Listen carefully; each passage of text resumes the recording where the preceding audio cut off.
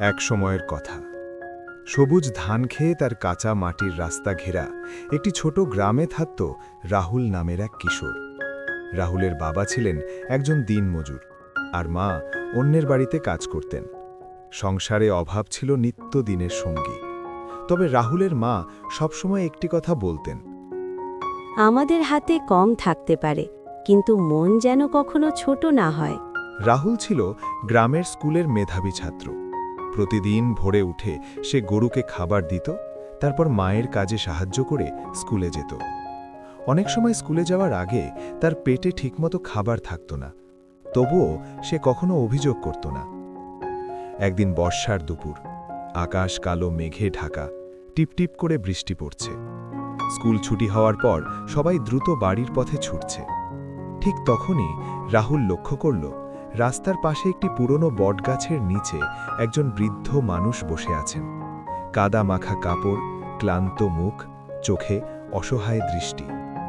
রাহুল কাছে গিয়ে নরম গলায় বলল, দাদু, আপনি ঠিক আছেন তো? বৃদ্ধ লোকটি কাঁপা কণ্ঠে উত্তর দিলেন, বাবা, শরীরটা ভালো না, সকাল থেকে কিছু খাইনি, একটু পানি পেলে খুব উপকার হতো। রাহুলের ব্যাগে তখন ছিল মাত্র এক টুকরো রুটি আর অল্প পানি। সেটাই ছিল তার সারাদিনের খাবার। এক মুহূর্তের জন্য সে দ্বিধায় পড়ে গেল। ক্ষুধায় পেট কুঁচকে উঠছিল।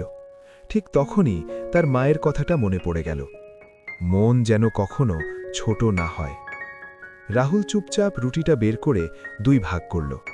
এক ভাগ নিজের জন্য রেখে অন্য ভাগটা বৃদ্ধ মানুষটির হাতে দিয়ে বলল, দাদু, এইটুকুই আছে আমার কাছে, আপনি খান। সে নিজের পানির বোতলটাও এগিয়ে দিল। রুটি খেতে খেতে বৃদ্ধ মানুষটির চোখ ভিজে উঠল। কাঁপা গলায় বললেন, আজকের দিনে কেউ এমন দয়া দেখাবে ভাবিনি বাবা, আল্লাহ তোকে অনেক ভালো রাখুক। বৃষ্টি আরও জোরে নামতে লাগল। রাহুল নিজের ছেঁড়া ছাতাটা বৃদ্ধ মানুষটির মাথার ওপর ধরে কিছুক্ষণ দাঁড়িয়ে রইল।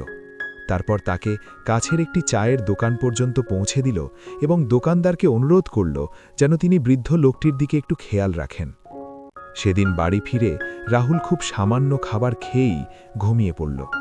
কিন্তু তার মনে কোনো আফসোস ছিল না, বরং এক ধরনের অদ্ভুত শান্তি সে অনুভব করছিল। কয়েক সপ্তাহ পর গ্রামের স্কুলে হঠাৎ একটি ঘোষণা এলো। প্রধান শিক্ষক জানালেন, একজন দয়ালু ব্যক্তি গরিব কিন্তু মেধাবী শিক্ষার্থীদের পড়াশোনার দায়িত্ব নিতে চান এবং আজ তিনি নিজেই স্কুলে আসবেন। কিছুক্ষণ পর একটি গাড়ি এসে থামল। গাড়ি থেকে নেমে এলেন একজন ভদ্রলোক। তাকে দেখেই রাহুল চমকে উঠল। তিনিই সেই বটগাছের নিচে বসে থাকা বৃদ্ধ মানুষটি। ভদ্রলোক সবার সামনে বললেন, সেদিন অসুস্থ অবস্থায় আমি এই গ্রামে আশ্রয় নিয়েছিলাম। তখন টাকা বা পরিচয় কোনো কাজে আসেনি, কাজে লেগেছিল শুধু একটি ছেলের দয়া। তিনি রাহুলকে সামনে ডেকে বললেন, এই ছেলেটা আমাকে শুধু খাবার দেয়নি, আমাকে মানুষ হিসেবে সম্মান দিয়েছে। তাই আমি সিদ্ধান্ত নিয়েছি এর পড়াশোনার সম্পূর্ণ দায়িত্ব আমি নেব।